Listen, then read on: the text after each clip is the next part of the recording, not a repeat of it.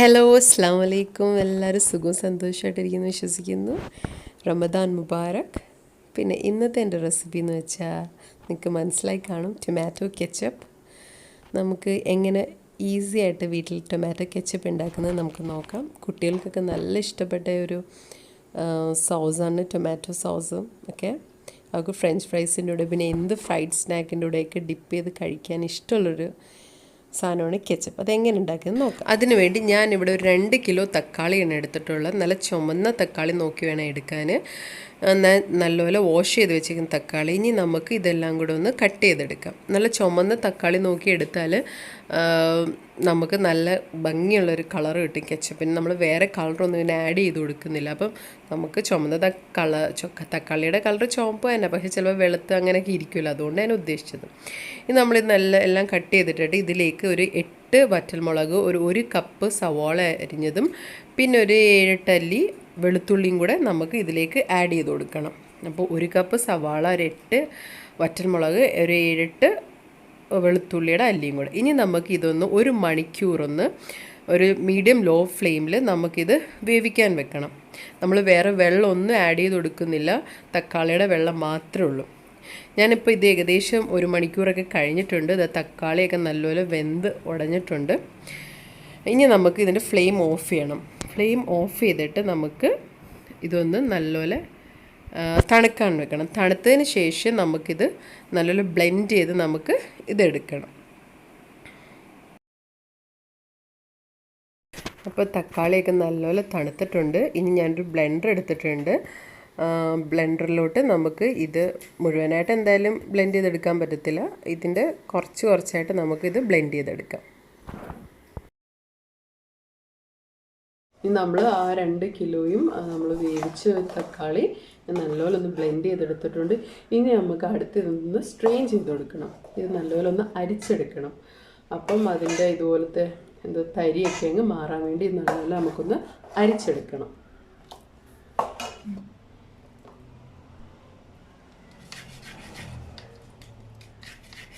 എൻ്റെ കയ്യിൽ ചെറിയ സ്ട്രെയിനർ ഉള്ളത് അതുകൊണ്ടാണ് ഇതിൽ ചെയ്യുന്നത്. വലുതുള്ളവർക്ക് വലുതിൽ ചെയ്തെടുക്കാം. ഇങ്ങനെ ഒത്തിരി അടുപ്പിച്ച് ഇതുള്ളത്, അല്ലാതെ വലുതിനകത്ത് വലിയ ഹോൾസാണ് ഉള്ളത്, അതുകൊണ്ടാണ് ഞാൻ ഇങ്ങനെ ചെയ്തെടുക്കുന്നത്.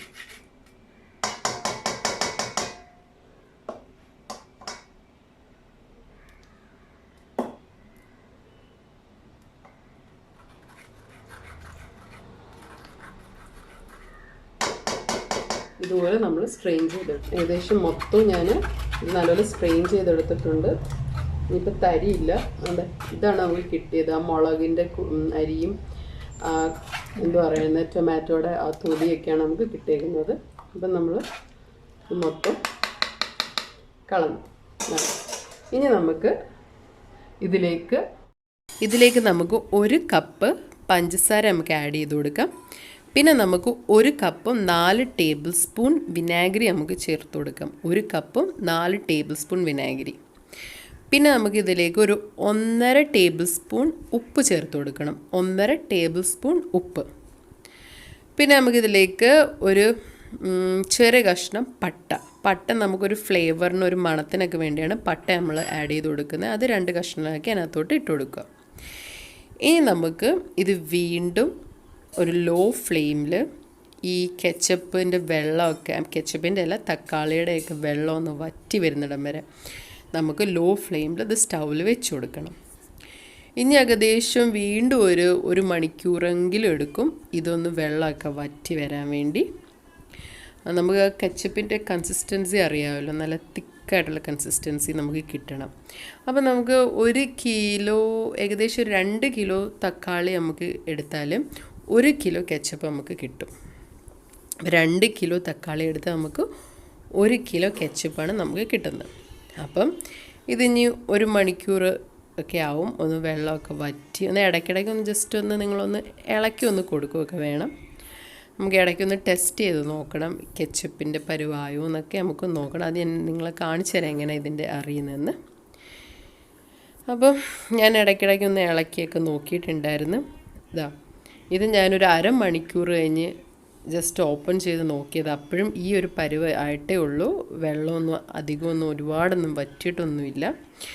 ഇപ്പം കാണാനൊരു നല്ല ഭംഗിയൊക്കെ ഉണ്ടല്ലേ, നല്ലൊരു തിളക്കമൊക്കെ ഉണ്ട് ഇതിന്. ടൊമാറ്റോയുടെ പേസ്റ്റിന് നല്ലൊരു തിളക്കമൊക്കെ ഉണ്ട്. അപ്പം നമുക്കിനി കുറച്ച് നേരം കൂടെ ഒന്ന് വെയിറ്റ് ചെയ്യാം. ഒരു അരമണിക്കൂറും കൂടെ കഴിഞ്ഞ് നമുക്കൊന്ന് ഓപ്പൺ ചെയ്ത് നോക്കാം. അപ്പോൾ 1 മണിക്കൂറൊക്കെ കഴിഞ്ഞ് ഒന്ന് ഓപ്പൺ ചെയ്ത് നോക്കിയപ്പോൾ അതാ ഈ ഒരു പരുവായി. അത് ഞാൻ ഇങ്ങനെ ഓപ്പൺ ചെയ്തപ്പോൾ പൊട്ടി ഇങ്ങനെ എൻ്റെ ദേഹത്തോട്ട് ഇങ്ങനെ വീഴുന്നുണ്ടായിരുന്നു. അപ്പോൾ ഞാൻ ഇങ്ങനെയാണ് ടെസ്റ്റ് ചെയ്ത് നോക്കിയത്. ഒരു പ്ലേറ്റിൽ ഞാൻ ഇച്ചിരി കെച്ചപ്പ് ഒഴിച്ച് നോക്കി. പക്ഷേ കെച്ചപ്പ് ഒഴിച്ച് നോക്കിയപ്പോൾ അതുകൊണ്ട് ഇങ്ങനെ ഒഴുകി താഴോട്ട് വരുന്നു. കണ്ടോ ഈ ഒരു രൂപം. ഇതിൻ്റെ അർത്ഥം ഇത് റെഡി ആയിട്ടില്ലെന്ന്. അപ്പോൾ നമുക്കിനി ഒരു 15 മിനിറ്റും കൂടെ ഒന്ന് വെച്ച് നോക്കാം. എന്നിട്ട് നമുക്ക് വീണ്ടും ഒന്ന് ടെസ്റ്റ് ചെയ്ത് നോക്കാം. അപ്പോൾ 15 മിനിറ്റ് ഞാൻ ഓപ്പൺ ചെയ്താണ്ട് ഈ ഒരു രൂപത്തിലായി. വീണ്ടും ഞാനൊന്ന് ടെസ്റ്റ് ചെയ്ത് നോക്കുവാണ് ഒരു പ്ലേറ്റിൽ വെച്ചിട്ട്. ഓക്കെ, ഇത് ഒഴുകിയൊന്നും വരുന്നില്ല. പിന്നെ വേറൊരു സംഭവം എന്ന് വെച്ചാൽ ഞാൻ ഇങ്ങനെ വിരൽ വെച്ച് ജസ്റ്റ് നടുക്കൂടെ ഒരു ലൈൻ വരച്ചു കൊടുത്ത്. ലൈൻ വരച്ചു കൊടുത്തപ്പോൾ അതിങ്ങനെ സെപ്പറേറ്റ് ആയിട്ട് നിന്ന് ഇങ്ങനെ കൂടി ചേർന്നൊന്നുമില്ല. അതിൻ്റെ അർത്ഥം അത് കറക്റ്റ് ഒരു പരുവായെന്നതാണ്ട് ഇതേപോലെ. അപ്പോൾ ഇത് ഒരുമിച്ചാവുന്നില്ല, അത് സെപ്പറേറ്റ് ആയിട്ട് തന്നെ നിൽക്കുന്നുണ്ട്. ഇതിൻ്റെ അർത്ഥം ഈ ഒരു പരുവാണ് നമുക്ക് കെച്ചപ്പിൻ്റെ കിട്ടേണ്ടത്. ഈ ഒരു പരുവാകുമ്പോൾ നമുക്ക് ഫ്ലെയിം ഓഫ് ചെയ്യാം. പിന്നെ അത് തണുത്ത് കുറച്ച് കഴിഞ്ഞ് മാറ്റി വെച്ച് തണുക്കുമ്പോൾ ഒന്നും കൂടെ അത് തിക്കാവും. അപ്പം നമുക്ക് കറക്റ്റ് കെച്ചപ്പിൻ്റെയൊക്കെ ഒരു ഇത് കിട്ടും. ഞാൻ ഇതൊന്ന് ടേസ്റ്റ് ചെയ്തായിരുന്നു. ടേസ്റ്റ് ചെയ്തപ്പോൾ കറക്റ്റ് കെച്ചപ്പിൻ്റെ ടേസ്റ്റ് ഉണ്ട്. ഞാനിത് മാറ്റി വെച്ചിട്ട് തണുത്തിട്ടുണ്ടായിരുന്നു. ഞാനിത് മാറ്റി വെച്ച് കുറച്ച് തണുത്ത് കഴിഞ്ഞപ്പോൾ ഇതാണ്ട് ഏകദേശം ഈ ഒരു കൺസിസ്റ്റൻസി കിട്ടി. ഇതാണ്ട് ഞാനൊന്ന് ടേസ്റ്റ് ചെയ്തപ്പം കറക്റ്റ് നമുക്ക് പുറത്തുനിന്നൊക്കെ മേടിക്കുന്ന സെയിം കെച്ചപ്പ്. എനിക്കൊന്ന് അതിലുപരി ടേസ്റ്റ് എനിക്ക് തോന്നിച്ചു. ഞാൻ എൻ്റെ വീട്ടിൽ പിള്ളേർക്കൊക്കെ ടെസ്റ്റ് ചെയ്തപ്പോൾ അവർക്ക് പുറത്തുനിന്ന് മേടിക്കുന്നതിനെക്കാട്ടി നല്ല ഇഷ്ടപ്പെട്ടു ഈ കെച്ചപ്പ്. അപ്പം നമുക്കിതിനൊരു വേറൊരു കണ്ടെയ്നറിലേക്ക് നമുക്കിത് മാറ്റാം. ഞാൻ അതിന് വേണ്ടി ഒരു ബോട്ടിൽ എടുത്തിട്ടുണ്ട്. നല്ലപോലെ ഞാൻ വാഷ് ചെയ്ത് ഉണക്കിയ ഒരു ബോട്ടിലാണ്.